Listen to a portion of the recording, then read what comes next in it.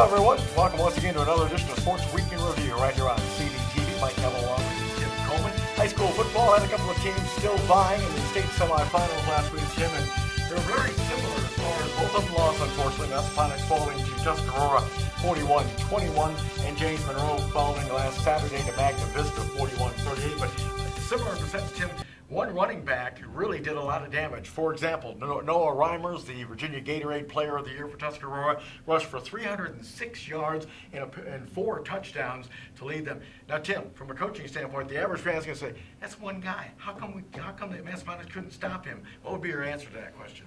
There's not one guy, Mike. It's a whole offensive line that's opening the way for that one guy. Yeah. And that's the whole key to it, is how those offensive linemen will control in the trenches. And apparently they've done that all year. Right. And you know what? And apparently people have tried to stack the box, put extra people in the box, extra linebackers. But you know what? Good blocking schemes sometimes have a way of opening up those holes. Right. And like you say, Tim, this has been the blueprint for Tuscarora all season long, relying on Reimers to get them, 200, and in this case, 306 yards. Right. I mean, so they really haven't deviated from their game plan. They're kind of saying, we're going to come right at you, stop us. And you know what? That's about as simple as you can get in this game of football, Mike. They're putting a helmet on a helmet and putting a pad on a pad, and you know what they're saying, we're putting our bigs on your bigs, and you know what, it's up to you to find a way to stop us, and if you don't stop us, you're going to get beat. Right, and like I say, it's kind of unusual to see that in this day and age with football because, spread offenses and so forth, but it's kind of nice to see the running game really have an influence on a game. Well, it kind of goes back to, and it kind of gets back to the basics of what, football's all about, doesn't it? Yes, sure does. And, it is. It's kind of nice to see somebody with 306 yards in a game. That's pretty special. Right, exactly. And a lot of yards. And of course, we talked before leading up to that contest, Massaponax had to go with their backup quarterback because Joey Bendon had the concussion. But it looks like, Tim, they got 21 points. Now, I didn't see the game, obviously, but it looks like he did a pretty decent job, at least trying to get that offense going for Massaponax. Well, I think early in the game, from what I understand, Mike, I didn't get a chance to see the game either, and but from what I understand, early in the game, they had some chances. Right. They moved the ball some on them, but even if they would have scored, what the other team scored, how many? 40. It was 41-21. 41. You score 40, you still lose. Right. Exactly. Because and chances are, if it had been even closer, no matter. We don't really know how many times that kid could have carried the football. Right.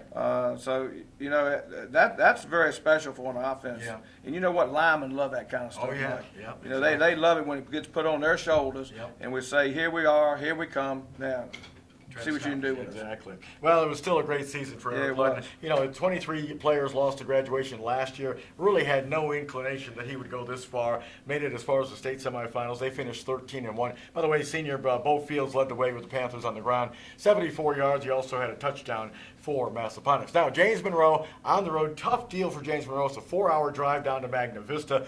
But they were right there, Tim. Apparently right there 2 yards away from a touchdown would have given them a 17-point lead. They fumbled the ball. Magna Vista comes back with a 98-yard drive. And with 92 seconds left, 1:32 left, Magna Vista gets the game-winning touchdown. Tough break for Rich Survey. 41-38 is the final last Saturday. And, Mike, you never know what's going to happen from week to week, but you would have kind of liked to had that matchup. Again, they would have played Lafayette in the state championship this weekend, and I didn't get to see that game either. But I talked to the sources, and when you're right there knocking on the door, I mean, they had fought back. Right. They got down early in the game. I think like 21-7. They fought back to take the lead, and they kicked off right before halftime. Right. And Magna Vista returned a kickoff for a touchdown, Right. which tied the game back up at halftime. Yep. And then, like I said, they was up 38-28. Yep. And had a chance to go up 17. And man, when you fumble it on at 2 going in, that's just a tough break. And you probably saw Coach Survey's comments in the local paper about it was 2 seniors. You don't expect that. Maybe you expect it from maybe a freshman quarterback handing it off to a junior or but these were 2 seniors. Yep. I know they're heartbroken, but still a great season. But again, same situation as far as the Massaponax game and the fact that Jock Hairston rushed for over 200 yards, 248 yards, Tim, and 2 touchdowns. So again, relying on that running game. And again, James Monroe didn't have an answer for Jock Hairston. And, he's a pretty good running back in his own right, Mike, from what I understand. I haven't had a chance to see him play personally. I've seen some clips. Right. But, again, you got a strong running game.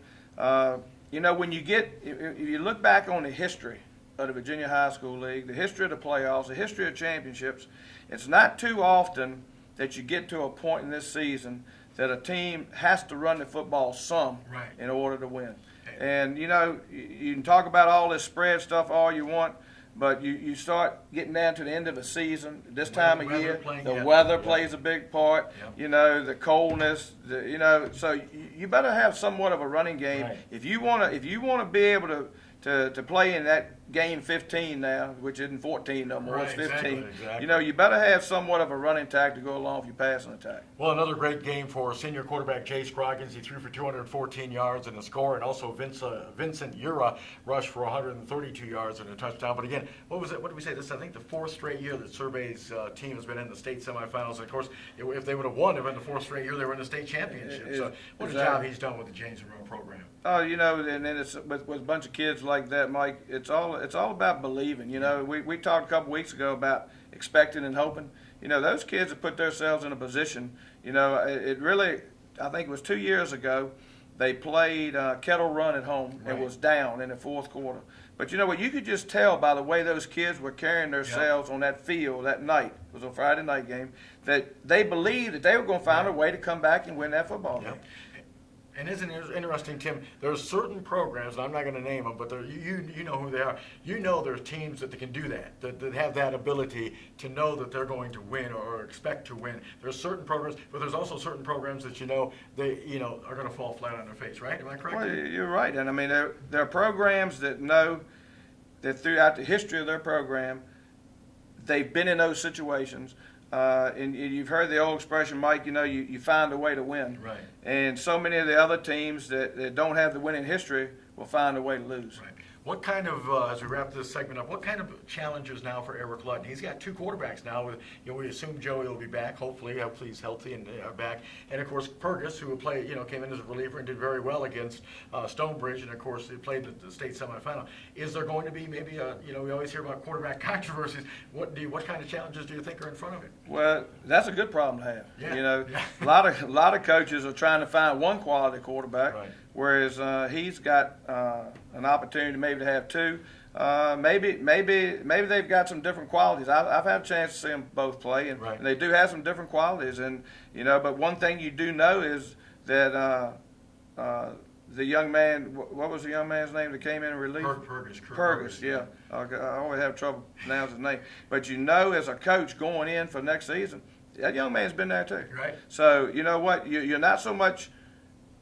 As you go into practice, you're not so much afraid of not trying this with your quarterback or trying something else, because now you know what, if we do something and he gets injured or he gets injured a little bit, you know what, there is somebody coming in that can take his place. Exactly right. All right, Tim, always great seeing you, buddy. Happy holidays to you.